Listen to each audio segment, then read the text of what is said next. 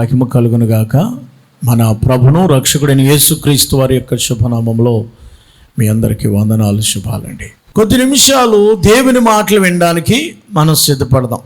యోహాను రాసిన ప్రకటన గ్రంథం ఈవేళ మన వాక్య ధ్యానాంశం ఏంటంటే ప్రకటన గ్రంథము 2వ అధ్యాయం 8 నుంచి 11 వచనాలు, 4 వచనాలే ఈవేళ మనం ధ్యానం చేస్తాం. ప్రకటన గ్రంథం గురించి మాట్లాడాలని చాలామంది కోరుతున్నారు. నేను కూడా మాట్లాడాను. ప్రకటన గ్రంథం 1వ అధ్యాయం అంతా చెప్పేశాను. ప్రకటన గ్రంథం అంతా 404 వచనాలు. ప్రకటన గ్రంథం ఇంట్రడక్షన్ ఇస్తున్నాను. చూడండి, 404 వచనాల్లో మొదటి అధ్యాయం ఏంటంటే ఆయన ఎవరో. 19వ వచనం, మొదటి అధ్యాయం 19వ వచనం ఏంటంటే, కాగా నువ్వు చూచిన వాటిని, విన్న వాటిని, వీటి వెంట కలగబో వాటిని, అనగా నా కుడి చేతులను చూచిన 7 నక్షత్రముల గూర్చి మర్మాలు, 7 సువర్ణ దీపస్తంభాల సంగతియు వ్రాయుము. ప్రకటన గ్రంథం అంతా మొదట చూచినవి, మొదటి అధ్యాయం అంతా చూచింది రాశాడు. ఏం చూశాడు? యేసు ఎవరో చూశాడు. అది మొదటి అధ్యాయం. 2వ అధ్యాయం ఏంటంటే 2-3 అధ్యాయాలు ఉన్నవి. 7 సంఘాలు ఉన్నాయి. ప్రపంచ పరిస్థితి 7 సంఘాల్లాగా ఉంది. అది ఇక 4వ అధ్యాయం నుండి 24వ అధ్యాయం వరకు జరగబోయే సంగతులు అంతే. ప్రకటన గ్రంథం ఫ్యూచర్ ఉన్నవి, చూచినవి, ఉన్నవి, జరగబోయే అంతే. ప్రకటన గ్రంథం అర్థమైపోయింది కదా మీకు. ఇప్పుడు 1వ అధ్యాయం అంతా ఏం చూశాడు? యేసు ఎలా ఉన్నాడో చూశాడు. నేను ఎలా ఉంటాను అని యేసుప్రభువు చెప్పాను. నేను మళ్ళీ చెప్పనది. 2వ అధ్యాయం అంతా, 3వ అధ్యాయం అంతా సంఘాలు, 7 సంఘాలు. ప్రపంచంలో ప్రతి సంఘం, ప్రతి విశ్వాసం ఇలా ఉంటాడు అని అర్థం. ఇక ఏంటంటే ప్రకటన గ్రంథంలో 4-5 అధ్యాయాలు ఏంటంటే పరలోకంలో జరిగే సంగతులు ఏంటి, ఎలాగ ముద్రలు ఇప్పబడతాయి, అవన్నీ ఉంటాయి. 7వ అధ్యాయం నుంచి 18వ అధ్యాయం దాకా భూలోకంలో ఆయన రాకడకి జరిగే సంఘటనలన్నీ కూడా రాశారు. 19వ అధ్యాయం అంతా కూడా పరలోకంలో జరిగే సంగతులు. 20వ అధ్యాయం అంతా కూడా తీర్పు. 20-21 ఇంక 22వ అధ్యాయం ఆయన రాకడ గురించి ఉంటుంది. ఇది ప్రకటన గ్రంథం. బ్రీఫ్గా మీకు చెప్పాను. ఇక ఎక్కువ టైం లేదు కనుక దాని గురించి చెప్పడానికి ఇష్టం. నేను ఇప్పుడు ఎంచుకున్న ప్రకటన గ్రంథంలో 7 సంఘాలు ఉంటాయి, 7 నక్షత్రాలు. తర్వాత 7 అనే పదం 54 సార్లు ఉంటుంది ప్రకటన గ్రంథంలో. 7 అంటే అర్థం ఏంటి? 7 అంటే అర్థం ఏంటంటే సంపూర్ణము అని అర్థం. మన పూర్వీకులైనటువంటి బ్రాహ్మణులకి 7 అనే మాటలకి ఇష్టం ఉండదు. 6-1 అంటారు వాళ్ళు. మళ్ళీ 8 అలా మాట్లాడేస్తారు. 7 అనే పదం అన్నారు. 7 అంటే వాళ్ళకి ఇష్టం ఉండదు. అది కీడు వాళ్ళకి, మనకి సంతోషం. 7 రోజులు తీసేస్తారు వాళ్ళు, తీయలేరు కదా. 7 రోజులు ఉందో తప్పదు, దేవుడు చేశాడు. సో ప్రకటన గ్రంథాన్ని గురించి ఎందుకు ఇప్పుడు నేను ఎంచుకున్నానంటే, రాకడికి సూచనలు జరుగుతున్నాయి. రాకడ సూచనలు జరుగుతున్నాయి కాబట్టి ప్రకటన గ్రంథం ధ్యానం చేయడం అనేది ఎంతైనా అవసరం. ప్రకటన గ్రంథంలో 7 సంఘాలు ఉన్నాయి. చెప్పండి ఎవరికైనా తెలిసిన వాళ్ళు సంఘాలు. మొదటి సంఘం ఏంటి? ఎఫెసీ సంఘము. 2వ సంఘం స్ముర్ణ. 3వ సంఘము పెర్గమ. 4వ సంఘము తుయతైరా. 5వ సంఘము సార్దిస్. 6వ సంఘము ఫిలదెల్ఫియా. 7వ సంఘము లౌదోకియా. ఇలా 7 సంఘాలు ఉంటాయి. 7 సంఘాల్లో 7 సంఘాల గురించి ఉత్తరాలు రాశారు, లెటర్స్. ప్రకటన గ్రంథం ఎవరు రాశారు? యేసు ప్రభువారు ప్రియమైన శిష్యుడని యోహాను గారు రాశారు. ఎన్ని గ్రంథాలు రాశాడు ఆయన? 5 గ్రంథాలు రాశాడు. అర్థమైందా?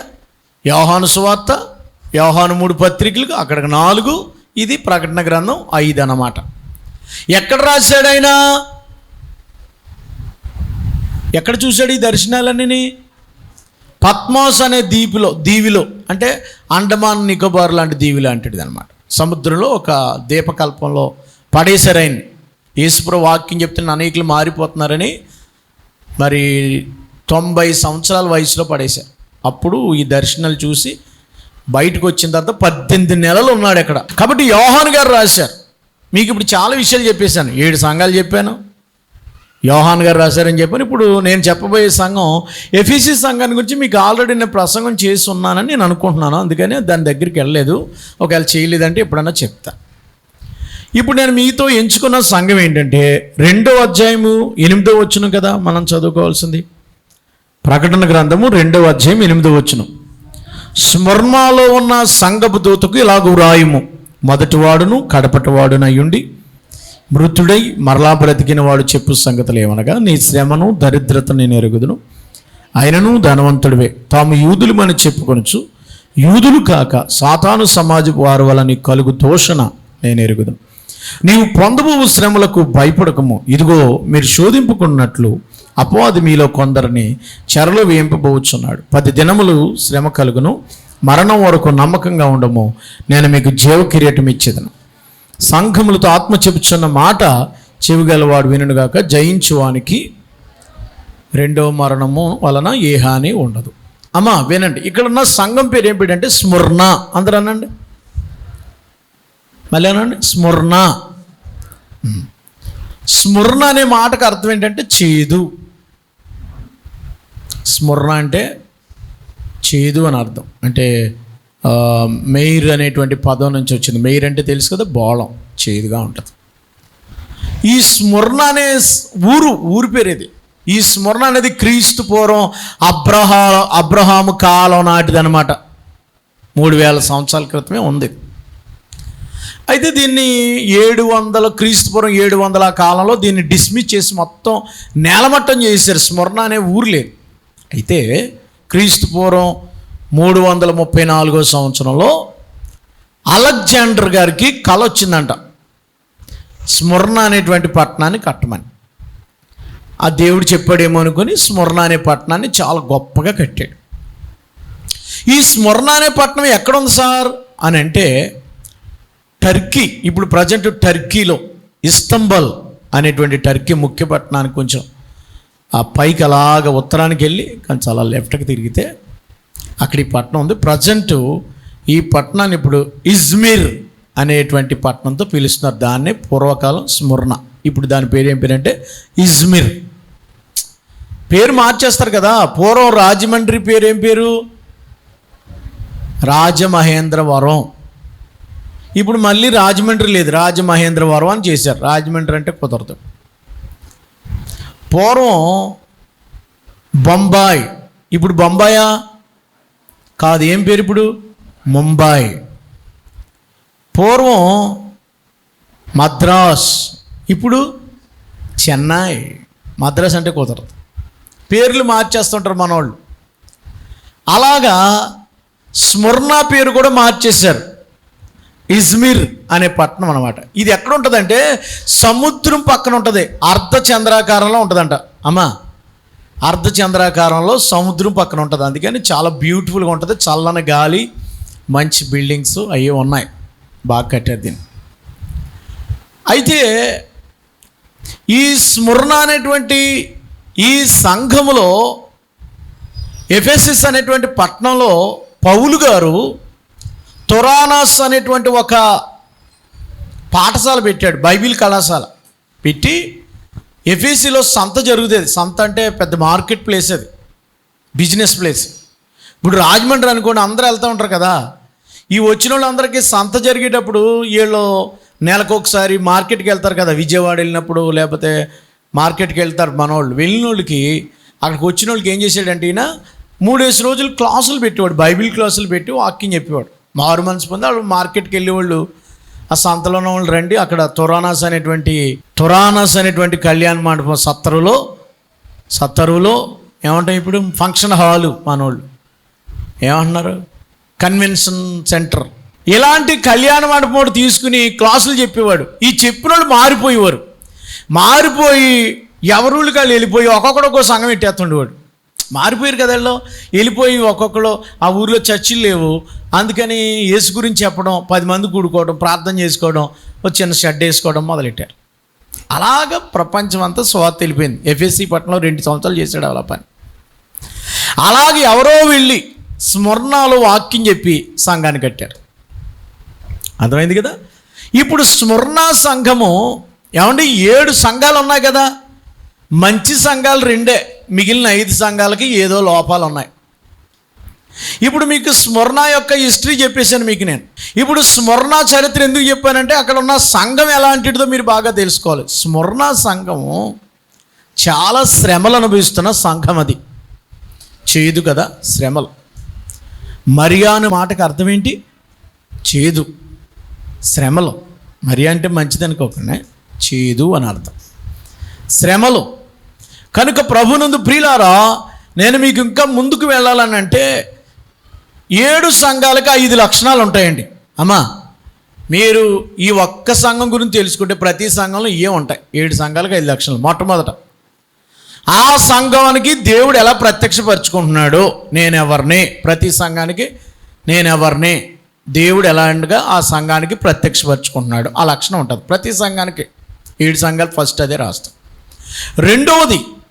రెండవ లక్షణం, ఆ సంఘం యొక్క గొప్పతనం ఏంటి, ఆ సంఘం యొక్క మంచి లక్షణాలు ఏంటి, లేదా ఆ సంఘం యొక్క పొగడతలు ఏంటి. ఉత్తరాలు రాసేటప్పుడు మనం ఉత్తరం రాస్తాం కదా, పలానా మీరమ్మకి రాయింది, నువ్వు చాలా మంచిదాను, మంచి పని చేస్తావు, ఇలా రాస్తుంటాం కదా. అలా రాసిన తర్వాత గొప్పతనం ఏంటో రాస్తారు. మొదట పొగడత, వాడపాలెం సంఘానికి రాయింది, సంఘం చాలా కష్టపడుద్ది, సంఘం చాలా అలిసిపోద్ది, ఇలా రాస్తాం. మూడోది ఏంటంటే సంఘం యొక్క లోపాలేంటి. ప్రతి ఉత్తరంలో ఉంటాయి సంఘం యొక్క లోపం ఏంటి, ఏం తప్పులు ఉన్నాయి, ప్రతి సంఘంలో ఉన్న లోపాలేంటి, తప్పులు ఏంటి, బాగా అర్థం అవ్వాలంటే తప్పు ఏంటి, ఆ సంఘంలో ఉన్న సరిదిద్దుకోవాల్సిన తప్పు ఏంటో రాస్తాం. ప్రతి మనిషిలో ఉంటాయి 4 తప్పులు ఉంటాయి. సంఘం యొక్క తప్పులేంటో మూడోది. 4వది ఏంటంటే సరి చేసుకోండి, వార్నింగ్ ఉంటుంది. వార్నింగ్, సరి చేసుకోండి అని వార్నింగ్. 5వది ఏంటంటే రివార్డ్. సరి చేసుకున్నారా, ఇది నేను ఇచ్చే బహుమతి. సరి చేసుకోలేదా, ఇది నేను ఇచ్చే పనిష్మెంట్. ఇది ఉంటుందండి 5 సంఘాల్లో. మన సంఘం కూడా అలాంటిదో కేటగిరీ అయి ఉంటుంది. మొదట మన సంఘానికి ఇది కనెక్ట్ అయ్యే ఉంటుంది. ఏంటనంటే మొదట మన సంఘం యొక్క గొప్పతనం ఏంటి, దేవుడు ఎలా ప్రత్యక్షపరుచుకుంటున్నాడు ప్రతి సంఘంలో. రెండవది సంఘం యొక్క మంచితనం ఏంటి, గొప్పతనం అన్నా మంచితనం అన్నా ఏదన్నా ఒకటే కదా అది. మూడవది తప్పు ఏంటి. 4వది చెప్పండి, వార్నింగ్ ఏంటి, సరి చేసుకున్నాను వార్నింగ్. 5వది ఏంటి, రివార్డ్. పనిష్మెంట్ కాదు, రివార్డ్ అంటే మారితే మీకు ఈ బహుమతులు వస్తాయి, మారకపోతే మీకు ఈ పనిష్మెంట్ వస్తుంది. ఇదన్నమాట. ఇప్పుడు చెప్పండి అందరూ 5 సంఘాల్లో ఉండేది మొదటిది ఏంటి చెప్పండి. 7 సంఘాల గురించి మీకు అర్థమైపోయింది. ఇప్పుడు మొదటిది ఏంటమ్మా, ప్రతి సంఘంలో మొదట ఏముంటుంది, దేవుడు తన్ను తాను ఎలాగ ప్రత్యక్షం చేసుకున్నాడు యేసు ప్రభు. రెండవది ఏంటి, సంఘం యొక్క గొప్పతనం ఏంటి. మూడవది ఏంటి, సంఘంలో ఉన్నటువంటి తప్పులు ఏంటి. 4వది ఏంటి, వార్నింగు. 5వది ఏంటి, రివార్డు. ఫలితం వల్ల మంచి చేస్తే ఇది, చెడ్డ చేస్తే ఇది. అర్థమైపోయింది కదా. అందరూ దేవునికి స్తోత్రం చెప్పండి. స్మరణ అనే సంఘంలో దేవుని ప్రత్యక్షత ఏంటి, మొదటిది. 5 విషయాలు చెప్పినట్టు 5 చెప్పి ముగిస్తాను. స్మరణ సంఘానికి ఉన్న ఒక మంచి లక్షణం ఏంటంటే, లేదా స్మరణలో మంచి సంఘం ఇది, ఏ తప్పు లేదు, ఇందులో లోపాలు లేవు ఈ సంఘానికి. అందుకని దేవుని గట్టిగా చప్పట్లు కొట్టి ప్రభుని మహింపరచు. స్మరణ సంఘంలో ఎవడు పాపం చేసేవాడు లేడు, తప్పులు లేవు, లోపాలు లేవు, ఏ లోపాలు లేని సంఘం ఇది. సపోజ్ ఎఫ్ఎస్సి సంఘం ఉంది కదా, 2వ అధ్యాయం మొదటి నుంచి ఈ 7వ వచనం వరకు ఉన్న ఎఫ్ఎస్సి సంఘానికి ఉన్న లోపం ఏంటి, లోపం ఏంటమ్మా, మొదట నీకున్న ప్రేమను వదిలితివని తప్పు ఒకటి నీ మీద మోపవలసి ఉన్నది. చూసుకోండి ఇప్పుడు. అది పెర్గమా సంఘానికి ఉన్న లోపం ఏంటి, ఏదో ఉంటుంది, ఇంటికి వెళ్ళక చదువుకోండి. కనుక ఒక్కొక్క సంఘానికి ఒక్కొక్క లోపం. సో స్మరణ సంఘానికి లోపం లేదు. స్మరణ ఎలాంటి సంఘం అంటే దేవుని ప్రత్యక్షత ఎలా ఉందో చూడండి. స్మరణలో ఉన్న సంఘపు దూతకు ఇలాగ రాయము. దూత అంటే ఎవరంటే అక్కడ ఏర్పాటు చేసిన సంఘ కాపరి, పాస్టర్ గారికి. ఇప్పుడు మీకు ఉత్తరం రాయాలి, నేను మీ అందరికీ రాయాలనంటే అందరు పేరు చెప్పలేను కదా. వాడపాలెంలో ఉన్న సంఘ పాస్టర్ గారికి రాయింది, సంఘస్థులకి పాస్టర్ గారికి. నాకు మీ సంఘం అంతా రండి అని ఒక లెటర్ అట్టుకొచ్చారు ఇప్పుడు కదా, మన వాళ్ళు అందరూ లెటర్ ఇచ్చారు, మా లక్షవారం రండి అని. నాకు ఇస్తే మీకు అందరికి ఇచ్చినట్టే, అంతే కదా. ఏమా ఒకటే కార్డు ఇచ్చారు, పెళ్ళి అని వెళ్ళాలి అంతే. సో ఇక్కడ సంఘపు దూత అంటే పాస్టర్ గారు, సంఘ కాపరి, వారికి రాసే ఉత్తరం ఏంటంటే దేవుని ప్రత్యక్ష చూడండి. మొదటి వాడను చదవండి, కడపటి వాడనై ఉండి మృతుడై మరలా బ్రతికవాడు చెప్పు సంగతులు ఏమనగా. 3 విషయాలు ఉన్నాయి ఇక్కడ. ఆయన మొదటివాడు, కడపటివాడు. అమ్మా స్మరణ సంఘానికి ఏంటంటే మొదటివాడు, కడపటివాడు ఆయనే. ఎందుకు ఈ మాట చెప్పాడో చెప్పనా మీకు. స్మరణ అంట మొట్టమొదటి city of the Asian, first city of in Asian, అంటే ఆసియా ఖండంలోనే మైనర్లో మొట్టమొదటి మున్సిపాలిటీ సిటీ. స్మరణ అంటుందంట మేము అన్నిట్లో ఫస్ట్, మేము నెంబర్ 1 అంటున్నారంట. అప్పుడు యేసుప్రభు ఇలా చెప్పాడు, మీ నెంబర్ 1 కాదు, నేను నెంబర్ 1, మొదటివాడు నేను. ఎవరిని మీరు మొదట అనుకుంటున్నారు కదా, మొదటివాడును నేను అంటే దేవుడు ఎవరు చెప్పండి. మన దేవుడు ఎవరు? I am the beginner, I am the ending. మొదటివాడును, కడపటివాడును, ఆల్ఫా ఒమేగా. ఆల్ఫా ఒమేగా స్తోత్రం, ఆది సంభూతుడా స్తోత్రం. ఆల్ఫా ఒమేగా స్తోత్రం, ఆది సంభూతుడా స్తోత్రం. అగ్ని జ్వాలల వంటి కన్నులు గలవాడా అత్యున్నతుడా స్తోత్రం.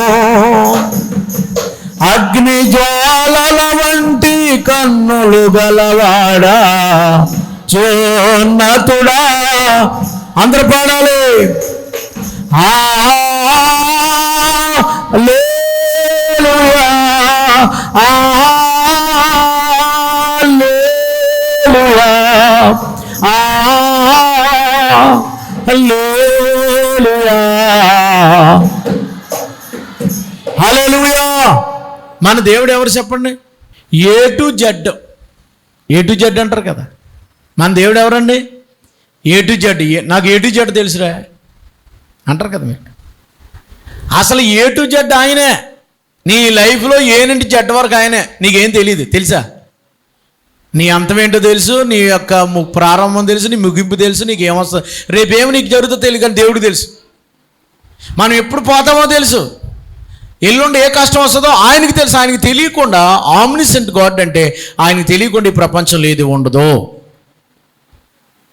కాబట్టి నేను మీకేం చెప్తున్నానంటే, నేను మొదటివాడను. అమ్మా మన దేవుడు ఎవరు అనంటే, యేసు ప్రభువు వారు ఎవరంటే ఆయన మొదటివాడు, కడపటివాడు ఆయనే. ప్రారంభం ఆయనే, ముగింపు ఆయనే. ఈ సృష్టికి కానీ మనిషికి కానీ ఏదేం కానీ. రెండవది ఏంటంటే ఆయన ఏమంటున్నాడు? మృతుడునై. ఆయన ఏమయ్యాడంటండి? మృతుడు. నేను చచ్చిపోయాను, ఇదిగో నేను దేవుణ్ణే, కానీ నేను చనిపోయాను, మృతుడయ్యాను. మొన్న ఈస్టర్ పండుగ, గుడ్ ఫ్రైడే చేసుకున్నారు కదా, నేను మృతుడయ్యాను, కానీ నేను మరలా బ్రతికాను, పునరుత్థానుడు నేనే. దేవునికి స్తోత్రం. మూడవది ఏంటంటే మరణించాను, బ్రతికి ఉన్నవాడు చెప్పు సంగతులు ఏమనగా. మరలా బ్రతికినవాడు ఆయన, మరణించిన వాడు మరలా బ్రతికినవాడు కూడా ఆయనే. దేవునికి స్తోత్రం. ప్రియులారా, మన దేవుడు పునరుత్థానుడు, సజీవుడైన దేవుడిని మనం ఆరాధన చేస్తున్నాం. ఇప్పుడు స్మరణ సంఘంలో దేవుని ప్రత్యక్షత ఏంటో చెప్పేశాను, పెద్దగా వివరించట్లేదు, టైం లేదు కాబట్టి. ఆయన ఎవరు స్మరణ సంఘంలో? ఆ సంఘానికి ఎలా కనపడుతున్నాడు ఆయన? మొదటివాడు, కడపటివాడు. మృతుడయ్యాడు కానీ మరలా సజీవుడు, బ్రతికినవాడు. ఇప్పుడు స్మరణ సంఘానికి ఏంటి ఆ సంఘం యొక్క పొగడ్త ఏంటంటే, ఆ సంఘంలో ఉన్న గొప్ప లక్షణం ఏంటంటే, నీ శ్రమను దరిద్రతను నేను ఎరుగుదును, అయినను నీవు ధనవంతుడివే. తాము యూదులమని చెప్పుకొనుచు యూదులు కాక సాతాను సమాజపు వారి వలన నీకు కలిగిన దోషం నేను ఎరుగుదును, నువ్వు పొందబో శ్రమకులకు భయపడకము. స్మరణ సంఘమా, అమ్మా సంఘమా, నువ్వెంత శ్రమ పడుతున్నావో నాకు తెలుసు. ఇక్కడ చాలామంది శ్రమల్లో ఉన్నారు, చాలామంది కష్టాల్లో ఉన్నారు, బాధల్లో ఉన్నారు. నా శ్రమ ఎవరు చూడట్లేదు అనుకుంటున్నారు. కానీ దేవుడు ఏమన్నాడు తెలుసా? నీ శ్రమ నాకు తెలుసు, ఆయన చూస్తున్నాడు. మన శ్రమలు ఎరిగినవాడు, నీ శ్రమను నేను ఎరుగుదును, నువ్వు ఎంత శ్రమ పడుతున్నావో నాకు తెలుసు. నువ్వు శ్రమల నుంచి శ్రమానుభవం కలిగిన వాడు నువ్వు. అవును, మన సంఘాలు చాలా శ్రమలు అనుభవిస్తున్నాయి. పెద్ద సుఖాలు కలిగినటువంటి కాదు. స్మరణలో ఉన్నటువంటి శ్రమలు ఏంటంటే, అది శ్రమ పడుతున్న సంఘం. యేసు కొరకు శ్రమలు అనిపిస్తుంది.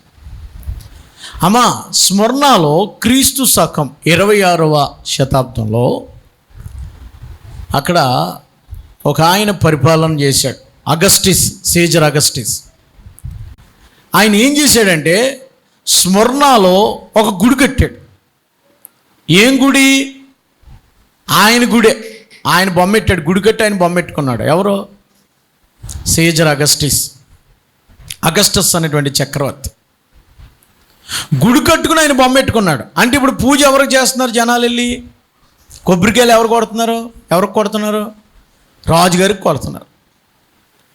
ఆయన తర్వాత ఇంకో చక్రవర్తి వచ్చాడు. ఆయన పేరు ఏం పేరంటే నీరో చక్రవర్తి. ఆయన గుడి కట్టేశాడు.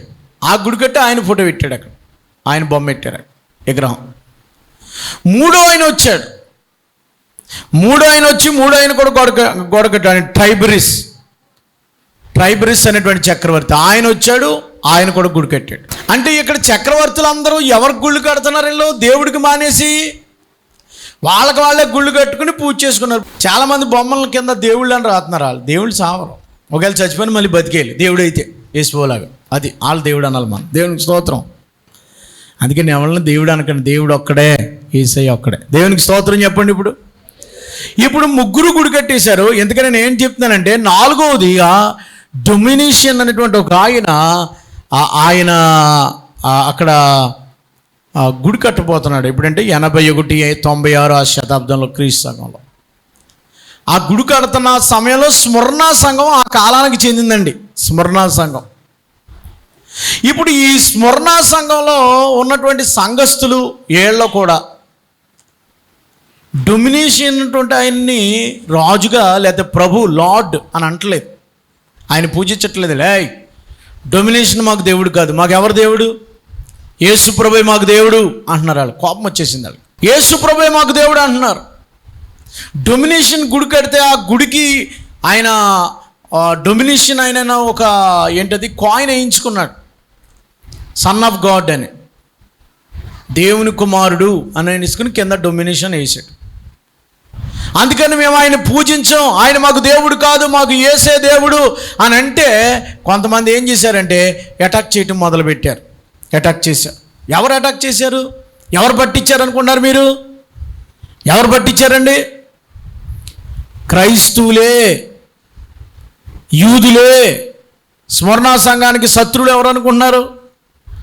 స్మరణ సంఘానికి శత్రువులు యూదులే. స్మరణ సంఘస్థులు క్రిస్టియన్స్. స్మరణలో 3 కేటగిరీలు ఉన్నారు. ఒకటి యూదులు ఉన్నారు, రెండవది క్రైస్తవులు ఉన్నారు, మూడవది రోమన్స్ ఉన్నారు. క్రైస్తవులకి వ్యతిరేకం ఎవరంటే యూదులు. యేసుప్రభు నమ్మేవారు కాదు, యూదులు ధర్మశాస్త్రమే. రోమన్స్ మేం ప్రభులు అయితే యేసుని ప్రభు అంటున్నారు, వీళ్ళు యేసుని దేవుడు అంటున్నారు, అది కుదరదని రోమన్స్ చంపేస్తుండేవారు. భారతదేశంలో కూడా 3 ఉన్నారు, ముస్లిమ్స్, హిందూస్, క్రిస్టియన్స్. ముస్లిమ్స్ క్రిస్టియన్స్ని టార్గెట్ చేస్తారు, హిందూస్ కూడా క్రిస్టియన్స్ని టార్గెట్ చేస్తారు. నేటి కాలంలో ముస్లింలు కూడా యేసు ప్రభు బిడ్డలను వ్యతిరేకిస్తారు, హిందువులు కూడా యేసు ప్రభుని వ్యతిరేకిస్తున్నారు. అంటే శ్రమలు పెడుతున్నారు. ఇక్కడ కూడా ఎందుకు అతను దేవుడు కాదని అన్నందుకు అప్పుడు బిషప్ గారు 86 సంవత్సరాల ముసలోడు, పోలికార్పియో అనేటువంటి ఆయన పాస్టర్ గారు, బిషప్ గారు ఉండేవాడు స్మరణలో. పోలికార్పియో అనే ఆయన్ని పెనంలో వేపేసి కద్దు నూనె చుక్కేసి మళ్ళీ ఏపీ చంపేశారండి. 86 సంవత్సరాల ముసలోడు. ఇలా చాలామందిని చంపేస్తున్నారు అక్కడ. స్మరణ సంఘస్థులు అందరూ మృతులవుతున్నారు. అందుకనే దేవుడు ఇలా ప్రత్యక్షం నేను చచ్చిపోయాను. సంఘంలో చాలామందికి బాధలు ఉన్నాయా, శ్రమలు అనుభవిస్తున్నారు, నేను అనుభవించాను. అది యేసు చెప్తున్న మాట. బిషప్ గారినే చంపేశారు కాబట్టి ఉత్తరం రాస్తున్నాడు ఆయన. ఏమనంటే, ఇదిగో మీ శ్రమ నేను ఎరుగుదును, మీ పాస్టర్ గారిని చంపేశారు. మీలో కొంతమంది శ్రమలకు నిలబడ్డారు. ఏమండి, ఒక విషయం చెప్పాలి మీకు, లోకంతో కలిసిపోయిన సంఘాలకి శ్రమలు రావు. మీకు అర్థమైందా? లోకంతో కలిసిపోయిన వాళ్ళకి శ్రమలు రావు. దేవుని బిడ్డలుగా బతకాలనుకున్న వాళ్ళకి శ్రమలు వస్తాయి. క్రైస్తవుడికి శ్రమలు ఉంటాయి. నిజమైన క్రైస్తవుడికి శ్రమ లేకుండా వాడు క్రిస్టియన్ కాదు. శ్రమలు అందరికీ వస్తాయి, ఇది కామను. క్రిస్టియన్స్కి శ్రమలు రావటం అనేది కామను, గుర్తుపెట్టుకోండి. నాకు ఒక్కరిదానికే వస్తున్నాయని అనుకోవద్దు. ప్రతి క్రైస్తవుడు శ్రమానుభవం గుండా వెళ్ళాల్సిందే. శ్రమలు కంపల్సరీ. శ్రమలు ఎందుకు వస్తాయి పాస్టర్ గారు? ఒక మాట చెప్పాలి శ్రమ గురించి కాబట్టి. శ్రమలు ఎందుకు వస్తాయి? చాలామందికి ఇక్కడ శ్రమలు లేవండి. అడుగులు తడబడిన, అలసట పైబడిన, అడుగులు తడబడిన, అలసట పైబడిన, చేయి పట్టి వెన్ను తట్టి చక్కని ఆలోచన చెప్పి, చేయి పట్టి వెన్ను తట్టి చక్కని ఆలోచన చెప్పి నడిపిస్తాడు నా దేవుడు. శ్రమలోనైనా నన్ను విడువాడు, నడిపిస్తాడు నా దేవుడు.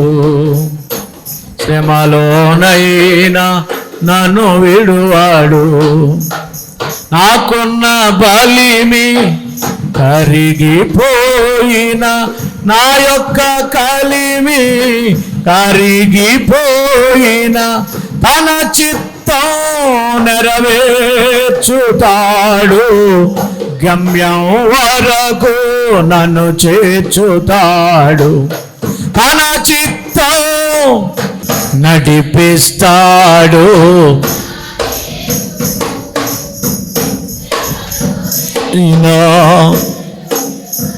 రెండు చేతులు ఎత్తి గట్టిగా దేవునికి స్తోత్రం చెప్పండి.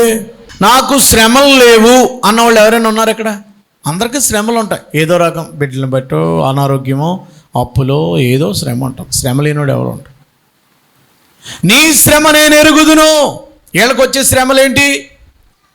బైబిల్ పెట్టుకుని వెళ్తుంటే తిడుతున్నారంట,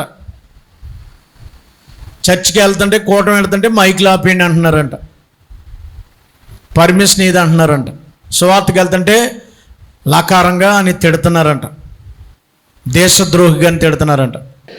ఇప్పుడు చర్చికి వెళ్తున్నారనుకో, మిమ్మల్ని ఎవరైనా తిట్టారనుకోండి, మీరు ఎవరో ఆలయం తుడిచారు, ఈ మనిషి ఊరికే తుడిచేస్తుంది అన్నారనుకోండి, ఎవరంటారు? బయట వాళ్ళు అనరు, లోపల వాళ్ళే. శ్రమ ఎట్టింది ఎవరైనా? యూదులే, బయట వాళ్ళు కాదు. పోలికార్పియో అనే బిషప్ గారిని కాల్ చేస్తుంటే పొల్లలు ఇచ్చారంట, అందించారంట యూదులు. పొల్లలేసి అంటిస్తుంటే పొల్లలు ఎట్టారంట వీళ్ళు, కట్లు పోగేశారంట పాస్టర్ గారికి. ఎవరు పెట్టారు శ్రమ? ఇప్పుడు శ్రమలు పెట్టేది ఎవరు? యేసుని సిలువేసింది ఎవరు?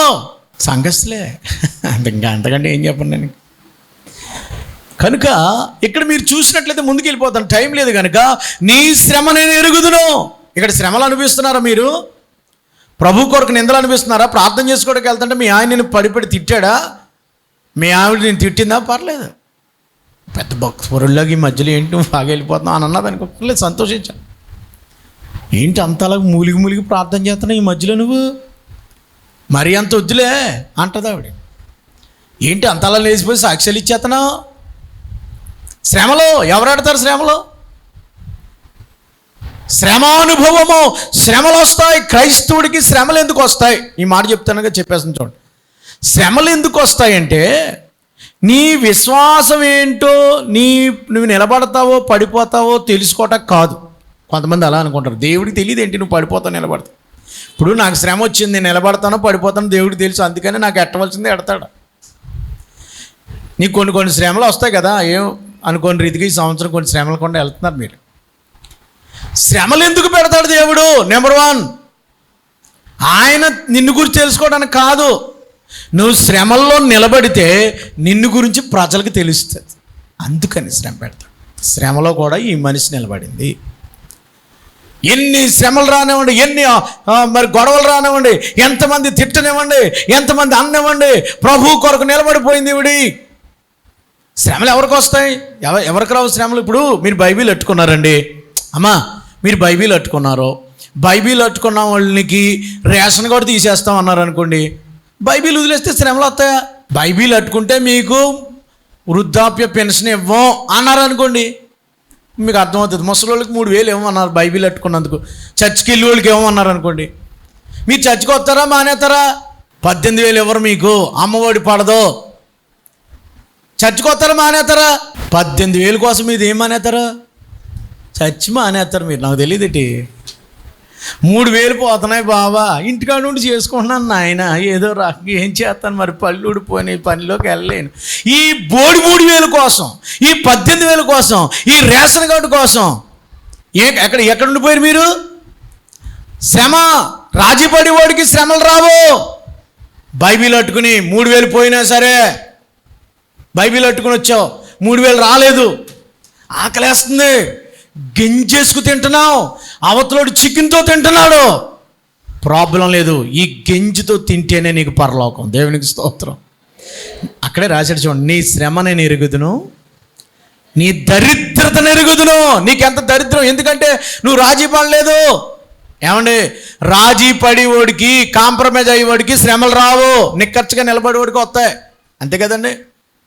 అందరితో కలిసిపోయి అందరితో అనిపించేవాడికి శ్రమ ఎందుకు వస్తుంది? రాజీ పడేవాడికి రావు, తీసేస్తున్నప్పుడు నిలబడినోడికే. ఇప్పుడు భారతదేశంలో 20 సంవత్సరాల క్రితం 5% ఉండేదంట ఆంధ్ర రాష్ట్రంలో క్రిస్టియానిటీ. ఇప్పుడు 1.5కి తగ్గిపోయింది. ఎందుకు తగ్గిపోయింది? అప్పుడు 5 ఉండేదంటండి, ఇప్పుడు 1.5 తగ్గిపోయింది. ఎందుకు తగ్గిపోయింది? చర్చిలకు వచ్చేవాళ్ళు అందరూ దొంగలు. అదేంటి అలాగన్నారు? అంతే మరి. చర్చిలోనేమో క్రైస్తవులు, బయటేమో క్రిస్టియన్ అని రాయించుకోలేదు వీళ్ళు. ఎలా పెరిగిపోద్ది అక్కడ? పడిపోద్ది, అంతకంత 0 వస్తుంది వచ్చే సంవత్సరం. కానీ అన్ని చర్చిలే. మా సంఘానికి 1,00,000 మంది వస్తారు, మా సంఘానికి 10,000 వస్తున్నారు. మొదటి ఆరాధనకి 10,000, రెండో ఆరాధనకి 20,000. వీళ్ళందరూ దొంగలే. వాళ్ళందరూ రిజిస్ట్రేషన్ చేయించుకుంటే బాగుంటుంది కదా. మీరు ఎవరు, మీ కులం ఏంటి, పలానా, మీ మతం ఏంటి, క్రిస్టియన్ అని రాశారా? రాయలేదు. మరి మీకు శ్రమలు ఎందుకు వస్తాయి? రావు. మీరు పనిచేయరు ఈ సంఘంలో, నీకు శ్రమే లేదు. ఎందుకు లేదంటే నీ శ్రమను, నీ దరిద్రతను నేను ఎరుగుదును. భక్తులైన వారందరూ దరిద్రంలోనే బతికారు. ఇర్మియా శ్రమలు అనుభవించాడు. పాత నిబంధనలో అంత ఆశీర్వాదాలు ఉన్నాయనుకుంటున్నారా మీరు? ఇర్మియా శ్రమలు అనుభవించలేదా? యోసేపు శ్రమల గుండా వెళ్ళలేదా? యోబు గారు శ్రమ అనుభవించలేదా? నీ శ్రమలు తెలుసు. శ్రమలో అనేవి దేవుడు ఎందుకు పెడతాడనంటే, ప్రియులారా, మనం శ్రమల్లో నిలబడి ఇలాగ నిలబడాలని చెప్పడానికి. దేవునికి స్తోత్రం చెల్లిద్దాం. కాబట్టి మొదటిది ఏంటంటే, శ్రమ అనేది ఎందుకు మనకు కలుగుతుందంటే, మనం శ్రమల్లో ఇతరులని ప్రభువుకి గురించి సాక్ష్యం ఇవ్వడానికి. శద్రకు మేషకు అబేద్నెగోలకి శ్రమ వచ్చింది, అగ్నిగుండంలో వేసేసారు. భయపడ్డారు వాళ్ళు. ఇప్పుడు వాళ్ళు ఆ శ్రమ రావడం వల్ల వీళ్ళు నిలబడతారని దేవుడు తెలుసుకోవడానికి అగ్నిగుండంలో వేసాడా? కాదు, దేశం తెలుసుకోవడానికి, ప్రజలు తెలుసుకోవడానికి, దానియేలు శ్రమల గుండా వెళ్ళడానికి, ప్రజలు తెలుసుకోవడానికి. కనుక నేను ఏం చెప్తున్నానంటే, క్రైస్తవులకి శ్రమలు ఉంటాయి. నీ శ్రమ నేను ఎరుగుదును. రెండవది, నీ దరిద్రత నేను ఎరుగుదును. నువ్వు అన్నం లేదా నీకు? నాకు తెలుసు, నేను చూశాను నీ దరిద్రత. నిన్ను నిష్కారణంగా బూట్లు తిట్టారా? క్రైస్తవుడు కదా, నువ్వు తిరిగి తిట్టలేవు కదా, నేను చూశాను. నేను తిట్టడం ఎవరు చూడలేదు అనుకుంటున్నాను, నేను చూశాను అన్నాడు దేవుడు. చాలా నువ్వు చూసావు కదా. నీ దరిద్రం ప్రభా నువ్వు చూస్తున్నావు కదా నేను ఏం తింటున్నాను, నేను అప్పు చేసి తెచ్చుకుని తింటున్నాను, నీకు చూస్తున్నానయ్యా, నీ దరిద్రత నాకు తెలుసు. చాలు నాయన, నన్ను చూస్తే చాలు. ఈ లోకంలో చర్చికి వెళ్ళటం అంటే ఏమనుకుంటున్నారంటే, ధనవంతులైతే అది ఆశీర్వాదం అనుకుంటున్నారు. ఒక కారు కొనుక్కొని, పెద్ద బిల్డింగ్ కట్టుకుని, 5 కాసులు 10 కాసులు బంగారం కొనుక్కొని, 10 ఎకరాల పొలం ఉండి, పిల్లలు ఇంజనీర్ డాక్టర్లు అయిపోతే వాళ్ళు ఆశీర్వాదం అనుకుంటున్నారు. అది ధనవంతుడు అన్నాడు. కానీ ఇక్కడ ఒక మాట రాశాడు చూడండి, 2వ అధ్యాయంలో ఏమన్నాడు చూడండి, నీ శ్రమను నీ దరిద్రతని నెరుగుదును, ఆయనను నీవు ధనవంతుడే. ఎవరు ధనవంతులు? దేవుని దృష్టిలో డబ్బున్నవాడు ధనవంతుడు కాదంట, దరిద్రుడు ధనవంతుడు అంట. దేవునికి చప్పలు కూడా, దేవుని స్తోత్రం చెప్పండి. ఇప్పుడు మనం ఎవరు? నేను ఎవరిని అనుకుంటాను మీరు? నేను ఎవరిని? రిచ్ మ్యాన్, డబ్బున్నవాడిని. అదేంటి నీకు ఇల్లు లేదు కదా? అవును, నాకు ఇల్లు లేదు కానీ నేను ధనవంతుడినే. దేవుడు చెప్పండి నాకు. నేను అడుక్కు తింటున్నాను కానీ నువ్వు ధనవంతుడు అంటున్నాడు దేవుడు. దేవునికి స్తోత్రం. ఎందులో ధనవంతుడు? పేపర్లు తీసుకుని బాబు. ఎందులో ధనవంతుడు? పరిశుద్ధ గ్రంథంలో చూడండి, వాక్యం రాయబడి ఉంది. పరిశుద్ధ గ్రంథంలో యాకోబు పత్రిక 2వ అధ్యాయం 5వ వచనం చదవండి. యాకోబు పత్రిక 2వ అధ్యాయము 5వ వచనం. నా ప్రియ సహోదరులారా ఆలకించుడి, ఈ లోకం విషయంలో దరిద్రులైన వారు విశ్వాసంలో భాగ్యవంతులు. చప్పలు కూడా దేవునికి స్తోత్రం చెప్పండి. ఈ లోకంలో దరిద్రులు, ఈ లోకంలో ప్రపంచానికి నేను దరిద్రుని. ప్రపంచానికి నేను ఎవరిని చెప్పండి? దరిద్రుని. మీ లోకం విషయంలో మీరు దరిద్రులు కావచ్చు, ఈ లోకం విషయంలో మీరు పనికిమాలిన, ఈ లోకం విషయంలో మీరు, కానీ దేవుని దృష్టిలో మీరు ఎవరట? ధనవంతులు. దేవునికి స్తోత్రం చెప్పండి. ఈ లోకంలో ధనవంతులు, దేవుని దృష్టిలో ఎలాంటి వాళ్ళు? అంతే, మాట్లాడలేదేంటి? దరిద్రులు. దరిద్రులు అంటే ఏంటి తెలుసా? దాని అర్థం ఏంటంటే, నాకు అన్నీ ఉన్నాయి, మీకు అన్నీ ఉన్నాయి, నాకు ఏసీ అన్నాడు చాలు, వాడు దరిద్రుడు. దేవునికి స్తోత్రం. మీకు ఎవరున్నారు? నాకు ఎవరు లేకపోయినా ఎవరున్నారు చెప్పండి? నాకు ఏసీ ఉన్నాడు, నాకు ఇంకేం అక్కర్లేదు, నాకు అది సంపాదించాలని ఇది సంపాదించాలని అక్కడికి వెళ్ళిన ఇక్కడ నాకు ఏసీ ఉన్నాడు, నేను ఆయన చూసుకుంటాడు, ఆయన ఏదో రూపాయి పావుల సంపాదించుకున్నాను, పని ఇస్తున్నాడు దేవుడు నాకు, రోజు పని దొరుకుతున్నాడు, ఏదో ఒక 200 300 తెచ్చుకున్నాను, నేను తింటున్నాను చాలు. నేను ధనవంతుడిని దేవుని దృష్టిలో. బాధపడకో, నీ దరిద్రత ఆయనకి తెలుసు, నీ ఆకలి ఆయనకి తెలుసు, నీ దప్పక ఆయనకి తెలుసు, నీ శ్రమలు ఆయనకి తెలుసు, ఆయన చూస్తున్నాడు. నీవు ధనవంతుడివే నా దృష్టిలో. ప్రియులారా, యేసుప్రభు అంటున్నారు స్మరణ సంఘానికి, నీ దరిద్రతను నీ శ్రమ నేను ఎరుగుదును, నువ్వు నా దృష్టిలో ధనవంతుడివే. ఇంకో మాట ఏంటి? సాతాను సమాజం వారు యూదులు కాక తాము యూదులమని చెప్పుకొనొచ్చు, యూదులు కాక సాతాను సమాజం వారు కలుగు దోషణ నేను ఎరుగుదును, నువ్వు పొందబో శ్రమలకి భయపడకో.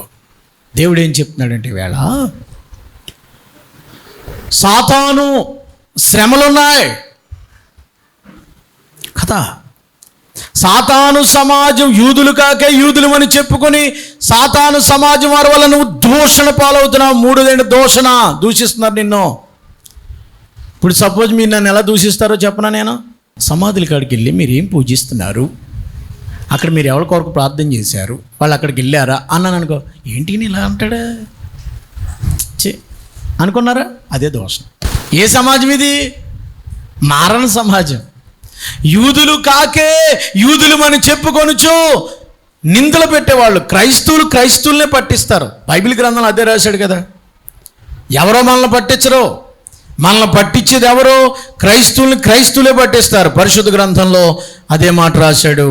మీరు చూసినట్లయితే యోహాను సువార్త 16వ అధ్యాయము 23వ వచనంలో మీరు చూస్తారు.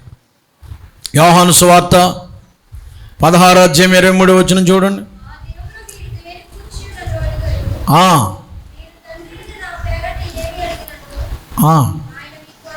ఒకసారి 2-3 వచనాలు చదువుమా. యోహాను సువార్త 16వ అధ్యాయం 2-3 వచనాలు. అదనమాట. వారు మిమ్మల్ని సమాజ మందిరంలో వెలివేయుదురు, మిమ్మల్ని చంపు ప్రతివాడు తాను దేవునికి సేవ చేయుచున్ననుకున్న కాలము. శ్రమలకు అప్పగిస్తారంట. మనల్ని చంపేవాడు దేవునికి సేవ చేస్తున్నాను అనుకుంటాడట. అయ్యా, నేను ఇప్పుడు చెప్పే మాట ఏంటంటే, మీకు కొన్ని శ్రమలు వస్తాయి, కానీ మీరు భయపడకండి. నువ్వు దోషణ పాలవుతున్నావు, నువ్వు ఎరుగుతున్నాను. నీకు కలగబో దోషం నేను ఎరుగుదు, నువ్వు పొందబోవు శ్రమలకు భయపడుకో. దేవుడు ఆదరణ మాట చెప్తున్నాడు, భయపడుకో. 356 సార్లు చెప్పాడు దేవుడు భయపడొద్దని బైబిల్లో. ఎన్ని రోజులు అన్ని రోజులు సరిపడు. భయపడకండి, దేవుడు మనకు తోడై ఉంటాడు. శ్రమలో నేను నీకు ఎలా ఉంటానన్నాడు ఆయన 91వ కీర్తనలో, నేను నీకు తోడై ఉండేదను. శ్రమలో తట్టుకోవడం మనం నేర్చుకోవాలి. శ్రమ అనుభవం గుండా వెళితేనే ఆశీర్వాదాలు మనకు కలుగుతాయి. ఎలాగో చెప్తాను చూడండి, ఒక మాట చెప్తాను. ఇప్పుడు కుర్రోడు పరీక్షకి వెళ్ళే కుర్రోడు టాలెంట్ అని ఎలా తెలుస్తుందండి? ఇక్కడ 20 మంది విద్యార్థులు ఉన్నారు, ఇందులో నెంబర్ 1 తెలివైనడు అని ఎలా తెలుస్తుంది? పరీక్ష పెడితేనే. రిజల్ట్ వస్తే కాదు, పరీక్ష రాస్తే తెలుస్తుంది. రిజల్ట్ వస్తే పరీక్ష రాయలేదు ఎలా తెలుస్తుంది? ఇక్కడ ఉన్న వాళ్ళు టాలెంట్ అని ఎలా తెలుస్తుందండి? పరీక్ష పెడితే టాలెంట్ అని తెలుస్తుంది. ఇప్పుడు మీకు పరీక్షలు వచ్చినాయి అంటే శ్రమ అంటే పరీక్ష. ఇప్పుడు మీరు పరీక్ష పెడుతున్నారంటే ఆ పరీక్షలో మీకు శ్రమలు వస్తున్నాయంటే మీరు టాలెంట్. దేవునికి స్తోత్రం. ఒక పరీక్ష రాశాడు అనుకున్నాడు, ఏమవుతాడు?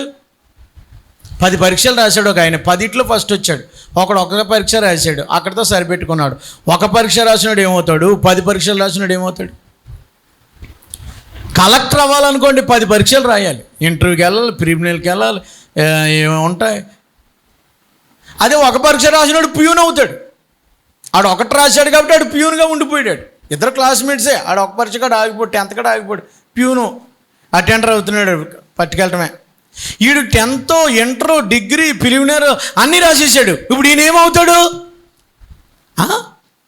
కలెక్టర్ అయ్యాడు. దేవునికి స్తోత్రం. మీకు ఎక్కువ శ్రమలు వస్తున్నాయా?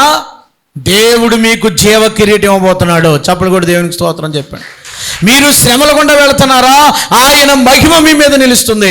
మీరు శ్రమల గుండా వెళుతున్నారా? ఆయనకి తెలుసు. భయపడకండి, దేవుడు మీకు ఆ శ్రమల్లో తట్టుకునే శక్తిని, సామర్థ్యాన్ని దేవుడు మీకు ఇస్తాడు. అటువంటి కృప దేవుడు మనకి దయచేయునుగాక.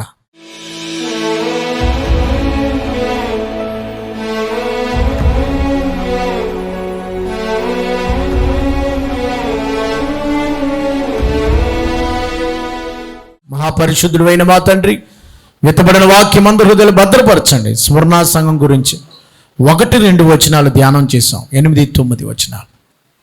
ప్రభువా, నువ్వు మొదటివాడువు, కడపటివాడువు, మృతుడయ్యవు కానీ సజీవుడుగా ఉన్నావు. నాయనా, నీ శ్రమ, నీ దరిద్రత, నీ దోషం నేను ఎరుగుదనన్నావు. భయపడకు అన్నావు. భయపడక్కర్లేదు. ఈ శ్రమల గుండా వెళుతున్నాడు, దాని ఫలితం ఏదో ఉంది, దాని ఆశీర్వాదం ఉంది. పరలోకంలో జీవ కిరీటం ఉందని గుర్తించుకుని ఈ లోకంలో శ్రమలు, నిందలు, బాధలు అనుభవిస్తూ నీ స్వార్థను ప్రకటిస్తూ నీ కొరకు సాక్షులుగా నిలబడే అనుభవాలు ప్రతి క్రైస్తవుడికి అనుగ్రహించమని, విత్తబడిన వాక్యం ఫలింప చేయమని యేసు ప్రభుల వారి పేరట వేడుకొనుచున్నాము తండ్రి. ఆమేన్. మన తండ్రి అయిన దేవుని ప్రేమ, లోకరక్షకుడని యేసు క్రీస్తు వారి కృప, ఆదరణకర్త అయిన పరిశుద్ధాత్మక అన్యోన్య సహవాసము సన్నిధి కూడిన మనందరూ కానీ ఇష్టలైన బిడ్డలకు సదా తోడై ఉండి ఆశీర్వదించును గాక. ఆమేన్.